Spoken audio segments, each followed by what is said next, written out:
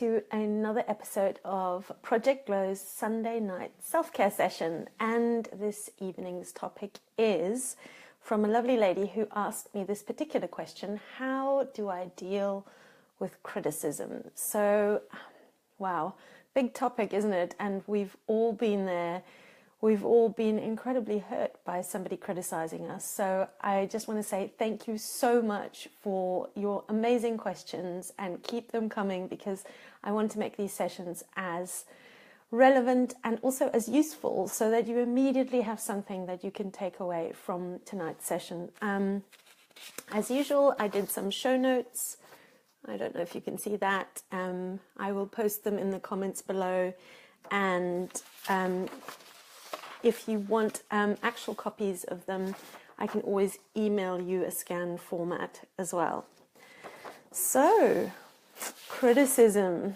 Yeah, wow. I'm sure you can think of a number of occasions where somebody's criticized you and it has just gone right through you and really hurt you at the deepest level. But, you know, criticism doesn't need to be painful. It doesn't need to be something that derails you. It doesn't even need to be anything that touches you, but it does have to it has to be something that you have to spend a little bit of time on understanding, because once you really, they always say fear is dispelled by knowledge, and in this case it's particularly true. So the three big topics, the three big points that I wanted to cover tonight was, number one, in particular, what is criticism? Why on earth do people criticize each other? And then number two, why does it hurt? Why does it drive you? I didn't know, I didn't want to make presumptions here. So why does it drive you angry, mad, sad, whatever it does to your system? And also number three, how can you make it just bounce off? Because I'm sure you know people like that get criticism or get somebody to disagree with them, and it just bounces off. Well, the first thing I'd like to say about that is don't be so very sure that they're not just incredibly disconnected and that it bounces off them, because they're really just not open, they're not connected. Because one of the big things that I talk about again and again and again is every single human being has a different emotional capacity. So think about singing. A whole lot of people can sort of sing. A whole lot of people can sing quite well, but if you kind of stopped everyone on the train station and asked them to sing, some people could sing incredibly well, most people could sort of hold a tune, and there'd just be some people that would be unbelievably awful at it. Here's the interesting thing. Apparently, statistics and research show us that singing is something that can be taught. Well, who knew that? But just like with emotional capacity, emotional capability, emotional maturity, very few people have that naturally. And here's why: because our emotional capacity is shaped by somewhat by our genetics, somewhat by the health of our brain, but mostly by our childhood, the attachments and relationships we had with our parents.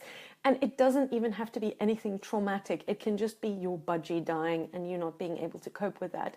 That could give you some really quite troubling, memories that then shape themselves into beliefs, and they then shape themselves into actions. So the way that a person reacts, the way that you react, the way that I react, is all based on our emotional capacity. But here's the stinger where we get into a lot of trouble.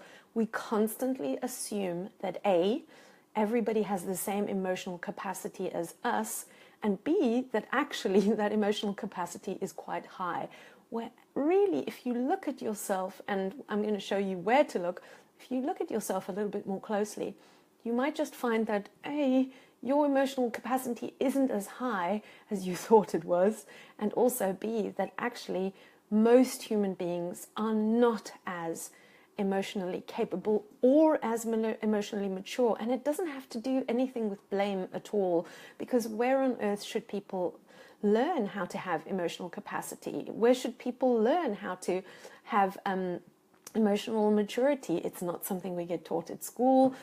We don't live in tight-knit families anymore. There's just nowhere that we learn these kind of things. And as a result, very, very few, and I mean minusculely few.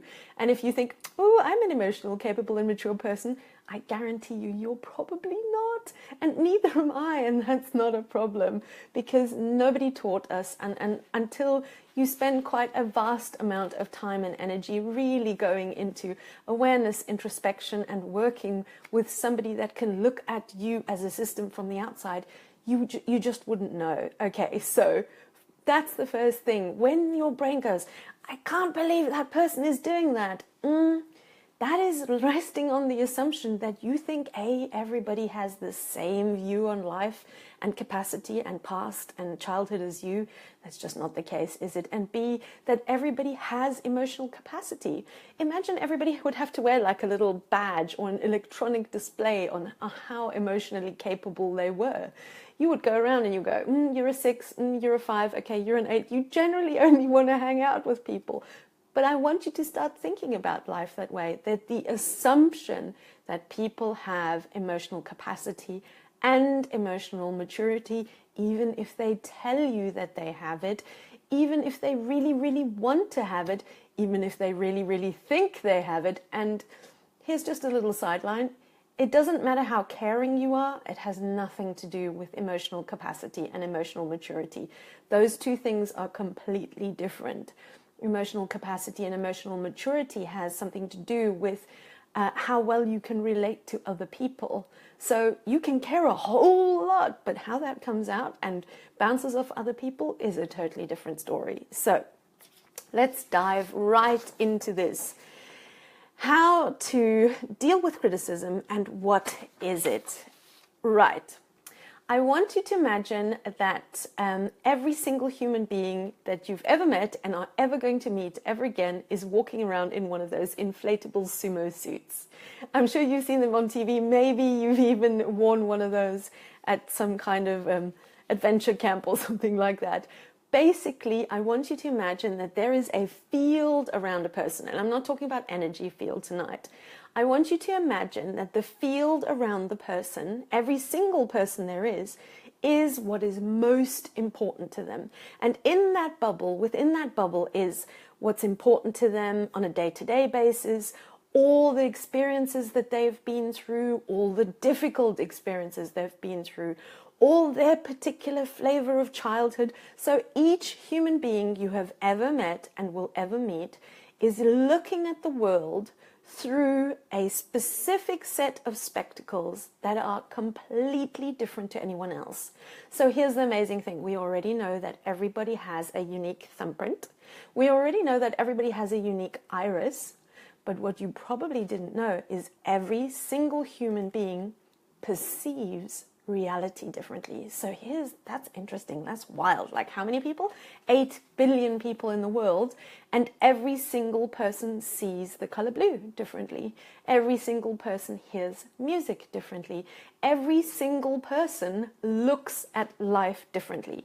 Even if you are blood related to them, it is a completely different way of looking at the world. So if you even took your best friend or your husband, your wife, and your partner, and you say, hey, what do you think about, the really big topics? What do you think about death? What do you think about marriage? What do you think is the meaning of life?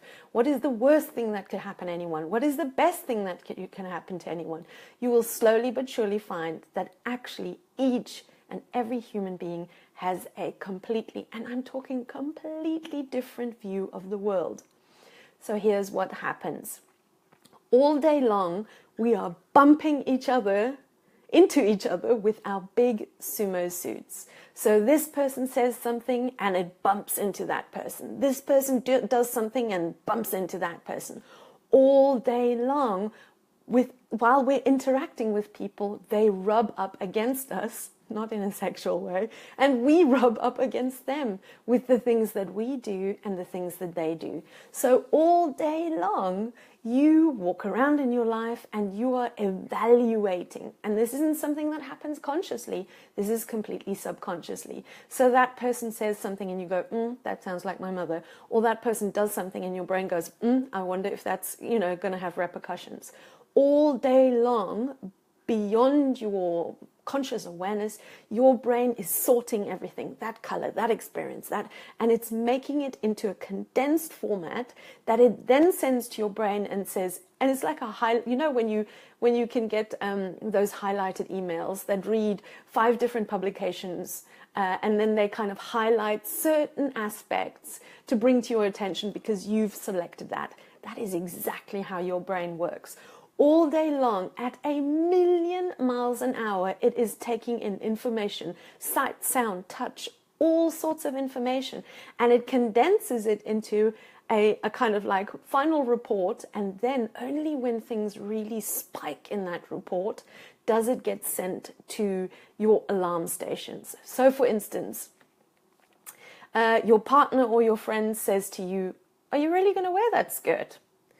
It pops into your ear, it goes all the way up to your spinal cord, and then goes into your brain. And your brain goes, "Was there something else in that conversation? You know, did I pick up a tone of something else?" So in first line, it just evaluates what's happened right here, right now. But here's where your brain is brilliant. It then runs off to its library of the past and go, who else has said to me something in that tone, and what has it led to? Because your brain is constantly busy trying to keep you safe. Okay, so you've had a friend or a partner say something, your brain goes, this might be something dangerous, runs off to the library. Now, just this happens at a milli-split second, and goes, here are 1,500 different occasions where somebody has said something to you in a certain tone that might be something bad. Okay, that all happens incredibly fast. It then gives you a whoosh, and that whoosh is different for all of us. That says alarm, alarm, alarm, alarm. So in the back of your body is your brain stem. That is also called your reptilian part of your brain. It is the most ancient part, reptilian, and it is concerned with absolutely trigger moment reaction.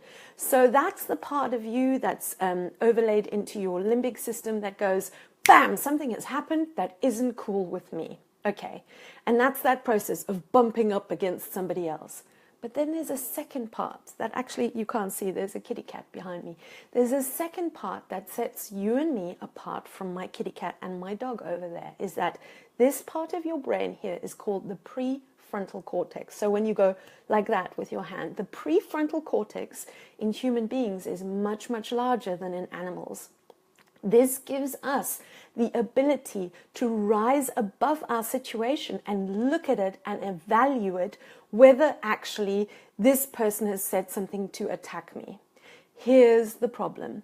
Most people have never ever been taught how to activate this part of their brain. And this is actually where emotional maturity resides. So most human beings, from 99.9%, unless you have been taught and practiced and learned how to do this, will get that influx. So your partner or your friend says, "Are you really wearing that skirt?"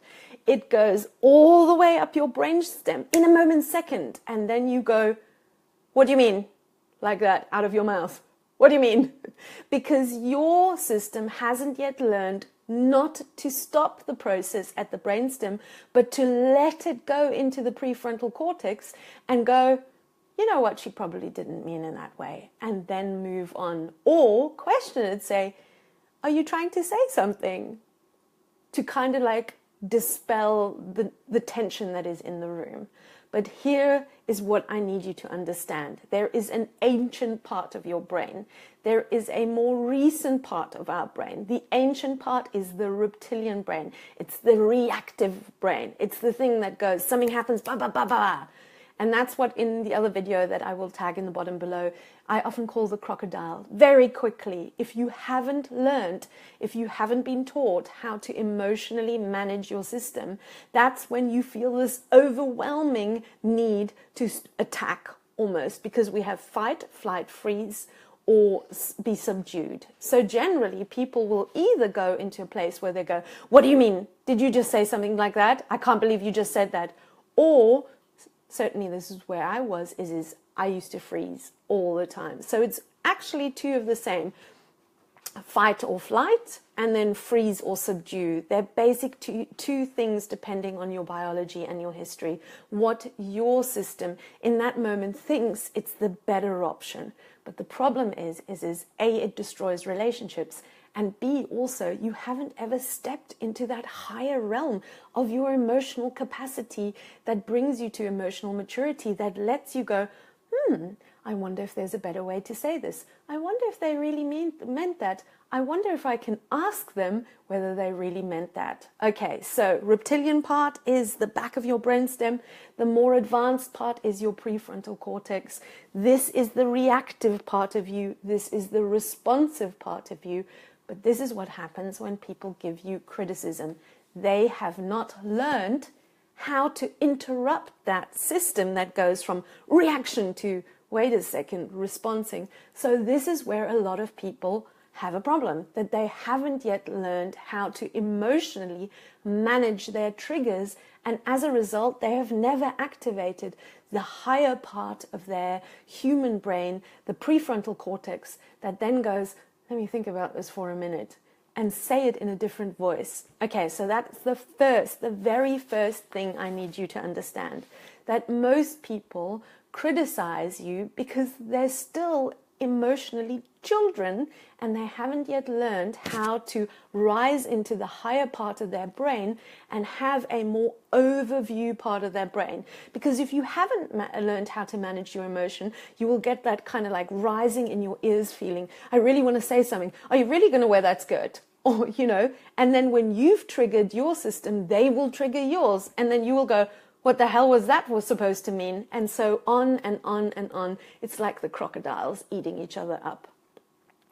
So first of all, you need to cut people a whole lot of slack, because they are just, something has happened. You have worn a skirt that reminded their brain of a skirt that somebody wore at some stage in their life that doesn't conform to what they think their brainstem has activated, and because they have never learned to actually wait until it goes into the higher prefrontal cortex, they go, are you really going to wear that skirt? And almost, it's like they can't help themselves. But the interesting thing is, in that moment, what you need to take away from that, it pretty much has nothing to do with you. It is a perception that they've had, a reaction in their brain, and a process in their limbic system that had to come out. Literally no single part of that is you. You were literally just the trigger. And that's why I always say criticism and rejection is probably the most impersonal thing on the face of the planet, because the other person who's busy criticizing and rejecting you is so busy with their own process that you actually really don't feature at all. Okay, so that's the first thing that I wrote. Every single person, I wrote it down here, every single person operates from their unique point of view. When you do something or say something or wear something, they will receive a trigger that will spike something from their past. And then if they don't have emotional capacity or emotional maturity, they will feel compelled to say something. At the end of the day, when somebody goes, are you really going to wear that skirt? They are telling you more about their value system, their sumo suit, than anything about you. Okay. It's the difference also between reacting and responding. So reacting is that reptilian part, that ancient part of your body that is all to do with fight, flight, or freeze. Most of us, our development has stopped there. If you've really gone into awareness and learned how to communicate, then you can activate your prefrontal cortex that then delays the reaction a little bit, that gives you the higher opportunity to look at the situation from a higher perspective and then respond. But for 99.9% of the planet, human beings have never learned to step into their higher brain power and into their true emotional capacity and their true emotional maturity. Like my kitty and my doggy, they're cute, but they don't have a really developed prefrontal cortex. They just react. Food, toy, It's like food, toy, play, food, toy, play. That's pretty much it. But this is where most human beings are as well. They just go react, react, react, because they haven't been taught. And where on earth would we have been taught that? In our childhood, certainly not. At school, no. At university, no. This is what I do. A huge part of what I do is I teach you exactly what you need to know to step both into your emotional maturity and heighten your emotional capacity. And as a result, you will find that your relationships and interactions with other human beings will be less stressful and actually flow a lot smoother, because you take yourself out of the loop of just crocodiles, biting each other's eyes out. So the reason that I say it is you need to understand, in order for criticism not to derail you, you need to understand that criticism is the other person, not in a place of emotional maturity, not in a place of capacity, and also it's pretty much got nothing to do with you, because you said something, you did something, and that sparked a memory in their brain. And their body said, this is not according to my system, this does not fit into my puzzle. And then, because they've never learned to respond rather than react, they go, are you really wearing that skirt? Before they can even help themselves.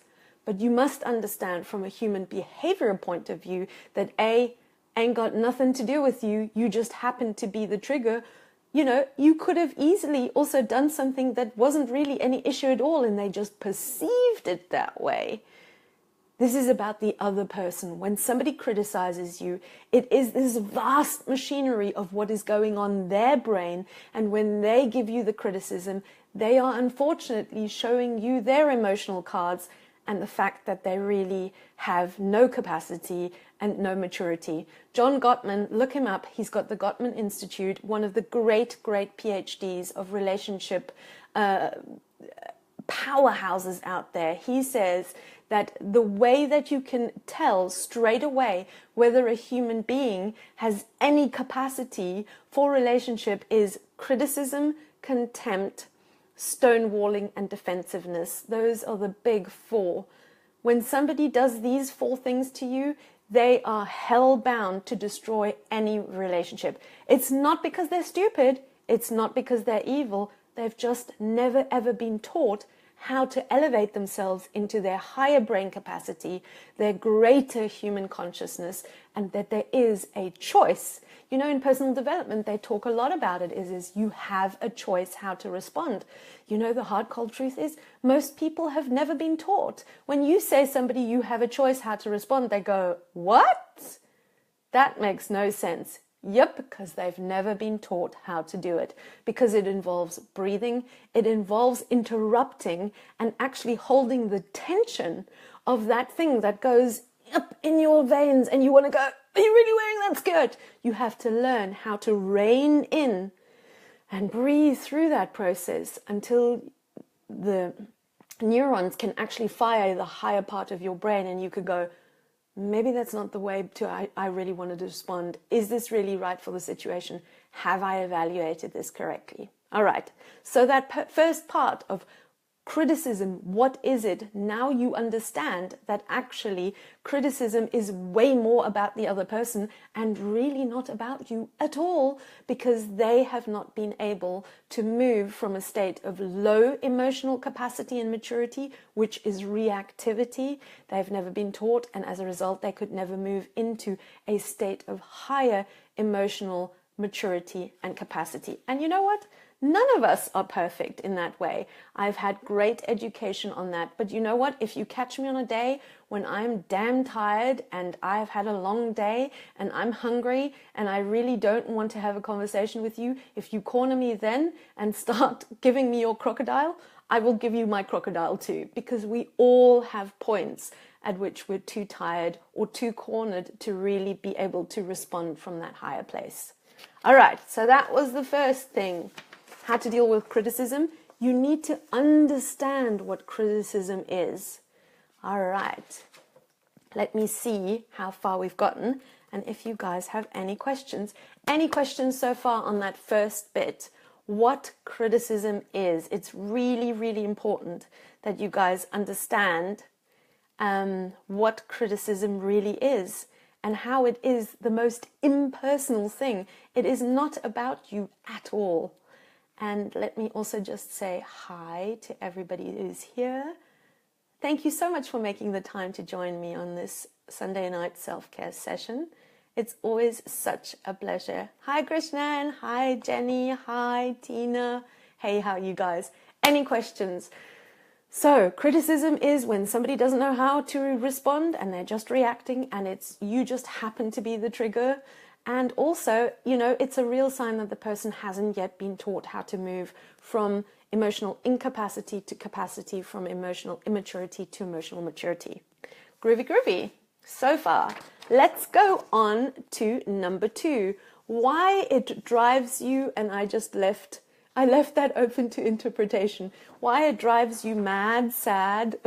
Because for all of us, criticism arrives differently. For some of us, we go into fight. For some of us, we go into flight. For some of us, we go into freeze. And for some of us, we go into people please and make the other person happy. That all depends on your past, on your childhood, on your development factors, the trauma that you've been through, and the coping mechanisms that you developed during that time. Okay, so what I wrote, the reason why criticism gets to you is 2 reasons, really. First reason, and we've started out on that a little already, is because you really don't understand. You don't understand why people do the things they do. You don't understand why you are the way you are, and you don't understand how life works as a whole. I'm going to touch on that in the next section a little bit more. But when you understand what criticism is, how it is formed, why that person does it, and why it affects you, knowing the components of criticism means it doesn't hold such intensity as it did before. I don't have all the time in the world tonight to go through that. This is what I do on my courses, but I will summarize it for you. So we've touched on part of criticism is because the person doesn't know how to respond, and you've said or done or looked in a certain way that has triggered them. But also part of it is because you don't understand that criticism can only come through your shield if your shield isn't up. So I want you to think Star Wars or Beam Me Up Scotty, anything that you can in terms of, whatever program you watched as a kid. Every time there was a spaceship, there was a shield, right? This is also what in your system self-love is.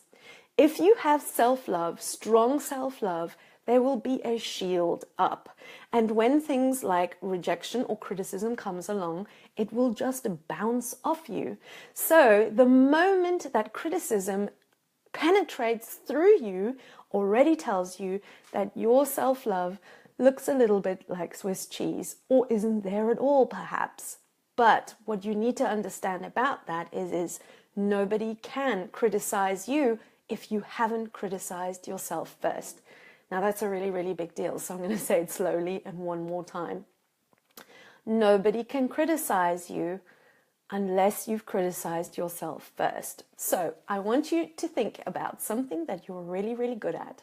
Maybe you bake really well. Maybe you teach really well. Maybe you're a rock star in your industry.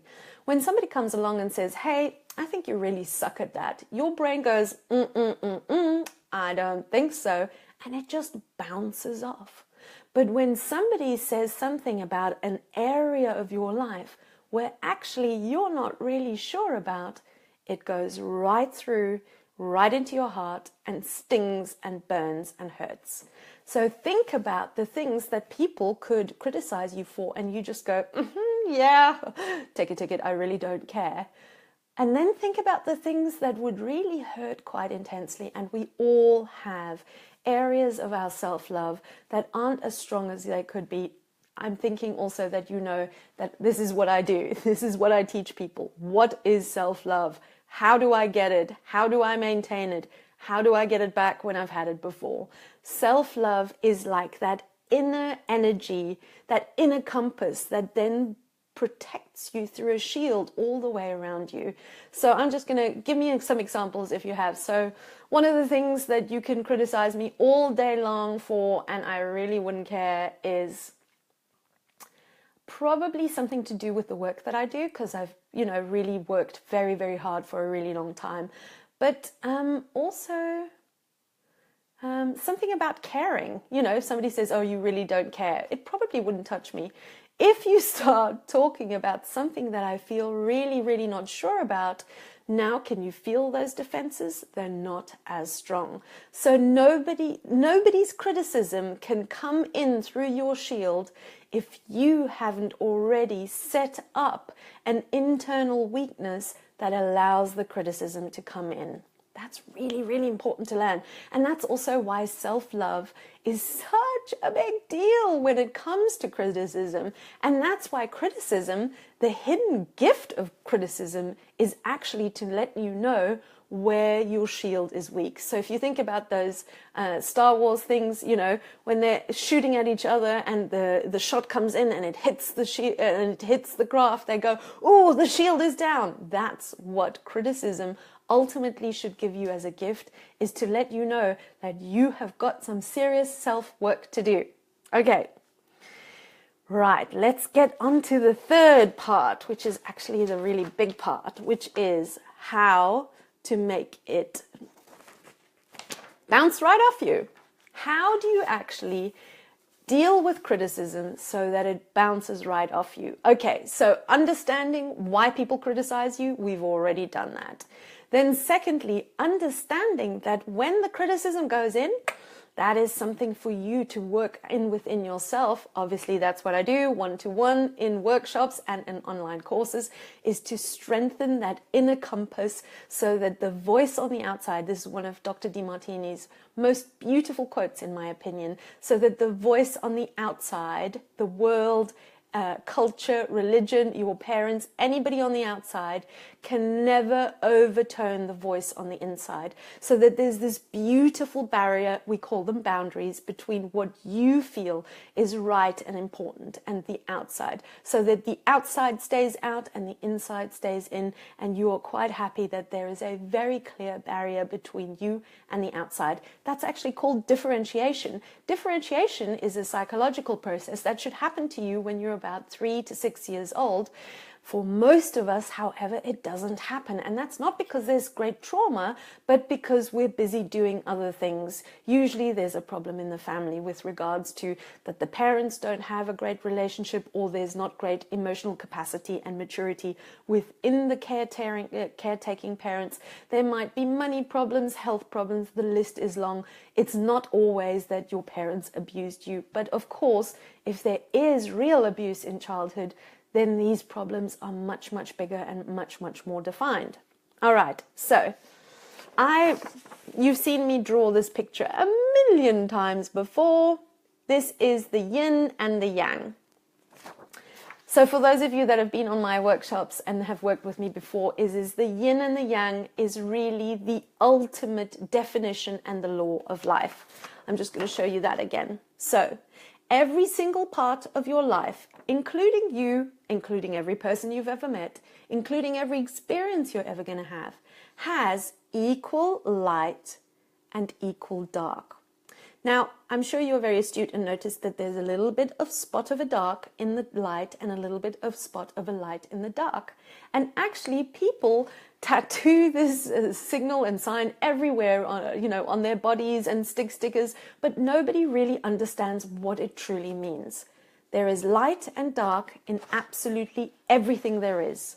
Right now, there is light in that I'm giving you new information. There's dark in that you have to spend some time listening to me. There's other stuff you're not doing. You're not spending time with your family. There's always an upside and a downside in everything.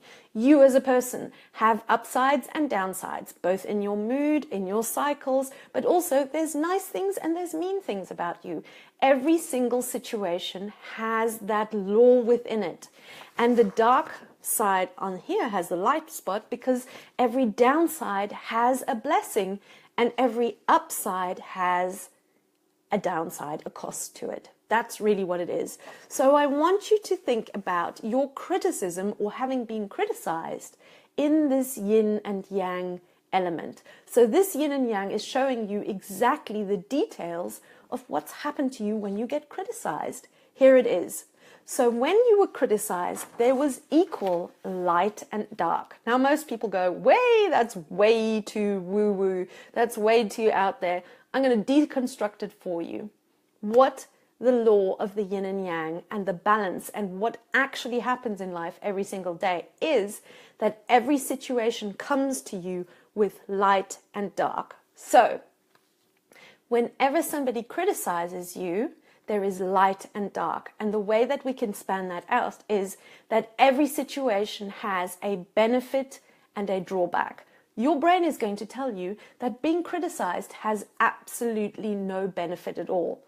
But it does. Because when you get criticized, what do you immediately do? You immediately withdraw from that person. And that has a purpose. Because just like when we go to a bowling alley, we continuously think that actually the railings that go up on the side are there to restrict us. They're not. They're there to keep us in line, to make sure that when we bowl, we hit the pin at the front. Likewise, when people criticize us, we detach ourselves from them because their energy is not aligned with us. So every criticism has the purpose and the sort of knock-on effect that you are not going to align yourself with that person, because that person in that moment or, in that hour or further down the line, there is going to be a disconnection. As a result, you get to do other things. You get to concentrate on the other things. You get to be together or, hang out with other people. Every single time you get criticized, there will be a blessing from that criticism. And that is the little white dot here. But at the same time, the light part is that every time you get criticized, somebody else at the same time will also be supporting you. That is how the universe works. It's like a seesaw. If there's somebody criticizing, somebody else at the same time, not in the same room, not in the same locality, will always, always, always be supporting you. And the way that you know when they're supporting you is you need to check in with the greater awareness that you have in your heart. Okay, so I'm going to give you a real life example. Right now, there's several of you that are listening to this information.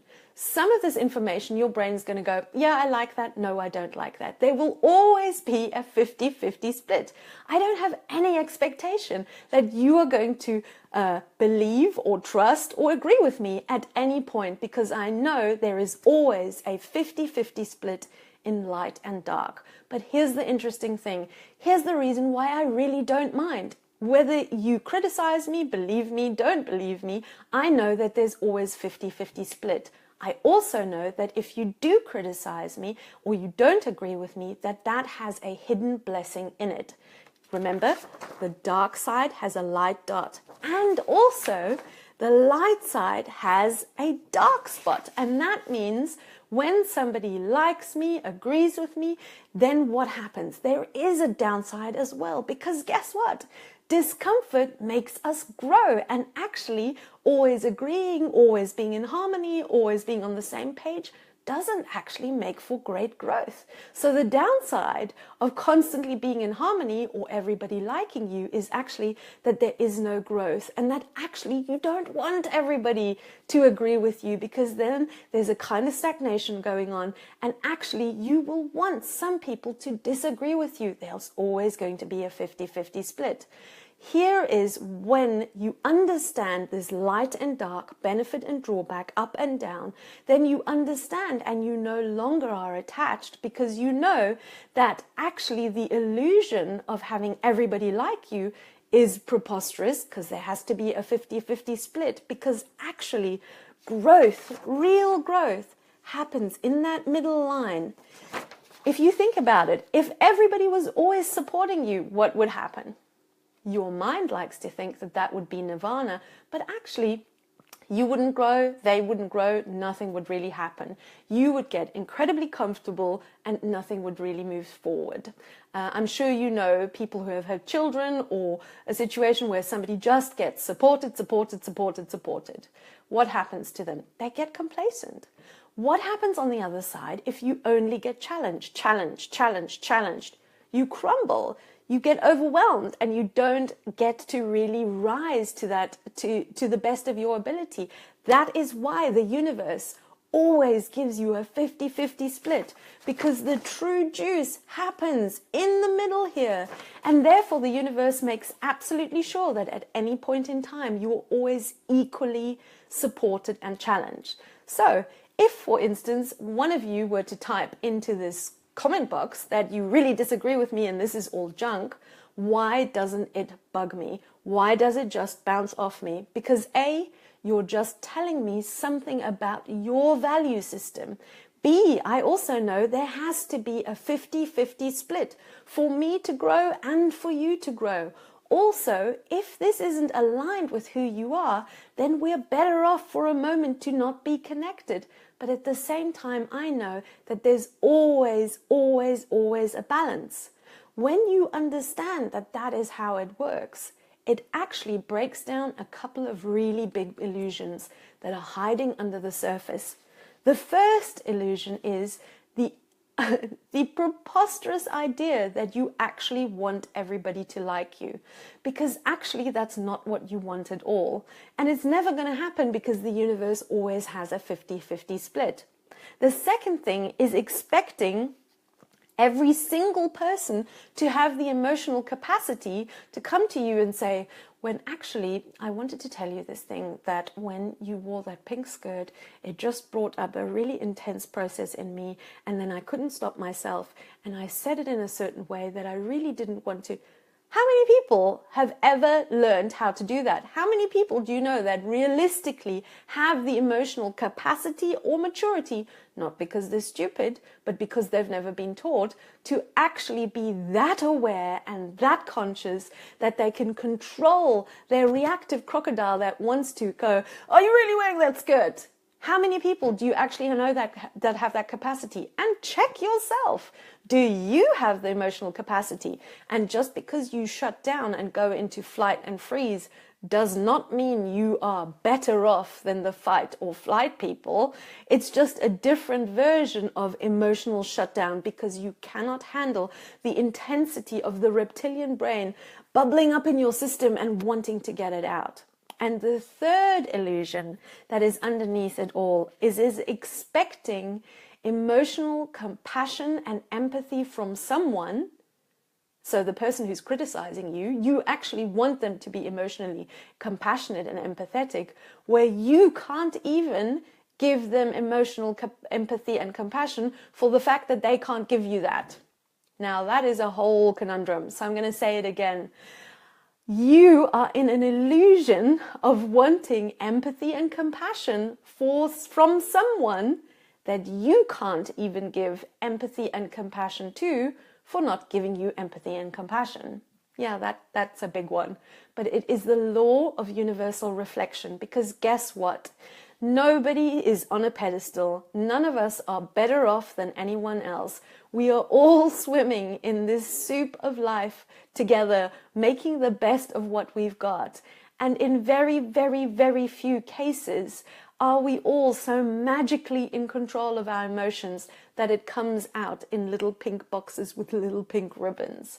But what we do need to have is a bucket load of compassion, that actually every human being, no matter what they're delivering to you, is the best that they've got with what they've been through.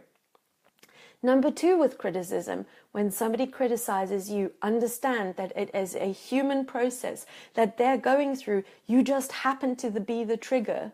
And when they approach you with their reaction, are you that emotionally capable and mature that you can then, break the cycle? And when they attack you, do you have the emotional capacity to go, actually, they're just in their reactivity. They just don't know. They just don't know how to, funnel it into their higher selves. So really, I haven't got a lot of time to go into this. This is usually a 2-day course where I talk all about rejection and also criticism. You need to understand the human process, but also you need to take ownership of the fact that actually criticism only truly goes through the barrier and hurts you if you are not in a state where you are truly understanding and loving yourself. Because every single criticism comes to you with the blessing of the opposite. So when you get criticized, at the same time somebody supports you, but also it always brings a lesson and a message that when somebody criticizes you, the pain that you feel is not a great big invitation to turn around and rip their head off, but it is an invitation to step into your self-awareness and into your self-capacity and look at why that actually hurt you. And then often you will find that actually the inner work is required before you can even respond on any real level. Because at the end of the day, the way you feel about yourself on the inside determines what kind of interactions and what kind of an effect people have on you from the outside. So that is my topic for today. It is a big topic. Please don't imagine that you're going to just get that right in one go. It's something that requires work. It's something that requires patience. It's something that requires awareness. But if you take anything away from today, I want you to understand that criticism is not personal. It's probably one of the least personal things there is. You just happen to be the trigger. What it is an indication of, though, is the processes, the trauma and the past that that person has been through, as well as the emotional capacity and maturity that they've arrived at. Here's the real big deal. Are you in a place where you can actually hold the tension when they attack you with their reactivity and then not respond with your reactivity? But as I said, I've had a lot of practice at this. When I'm in a good space and I've had a good 8 hours of sleep, then I'm pretty good at it. But if it's 12 o'clock at night and I've had a crappy day and I'm really tired, then of course all my barriers are down and I will only be able to react with my reactivity as well. But come to the place where you realize that actually the only way that criticism can hurt is if you have rejected and criticized yourself first. And ultimately, that is the invitation of every critic and every criticism, is for you to check, does it bounce off or does it come in?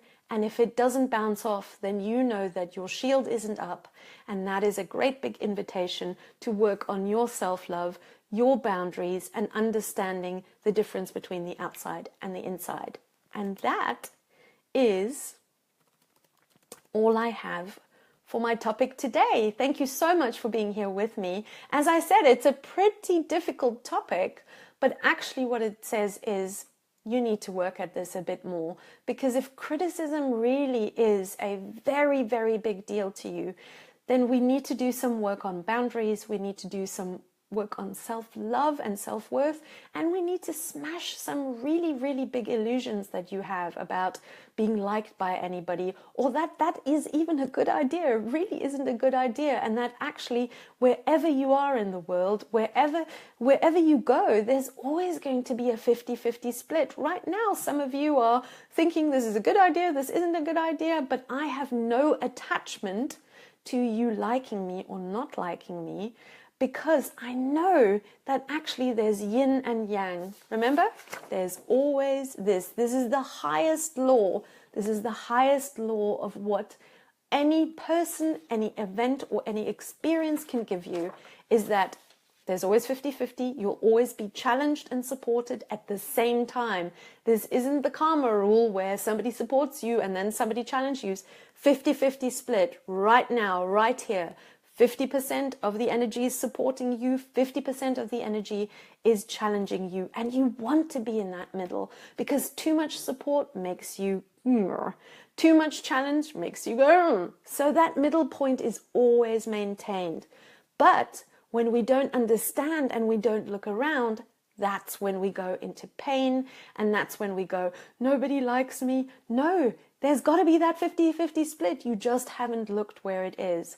But also, ultimately, the thing that always really punches me, and that is that the highest level of spiritual invitation of criticism is, are you expecting empathy and compassion from someone you are not willing to give empathy and compassion for because they didn't give you empathy and compassion? I mean, that is the real ninja level of personal development and reflection. But it's a really good question, you know. Not everybody on this planet has the capacity to deliver their opinions and their triggers to you in neat little boxes. If that's really, really, really important to you, then you need to really only hang out with people that have capacity. But you know, life will always deliver you 50-50 because actually you want to be in that space of being slightly podded and slightly prodded emotionally, because that gives you the impotence. Impotence? That's the wrong word. The impetus to grow and to keep growing, and also to keep evolving and to keep questioning. Keep questioning. Why does this hurt? Why does this matter so much to me? Is it telling me something about my self-love and about my self-love shield? That is all I have. I'm just quickly going to have a look if I have any questions from you. Let's have a look. Thank you so much for spending this time with me. And that is it. I know it's a big topic. I know most of you are probably going to ask me questions in the comments or in private message afterwards. If you have a situation where you are dealing with criticism, or where you want to work through criticism affecting you really, really strongly, please private message me. I'm more than happy to work with you one-on-one. And also, this particular course is going to be launched very, very soon. And it's called Becoming Rejection Bulletproof, because at the end of the day, that is the most ultimate expression of pure and whole and complete self-love. And that is all from me today. Thank you so much for your time, and I look forward to seeing you next week. If you have any questions, please private message me. Please say in the comments what your thoughts are about this topic, because as I told you before, this particular session was built on somebody's question as well. Thanks so much. See you next time. Bye.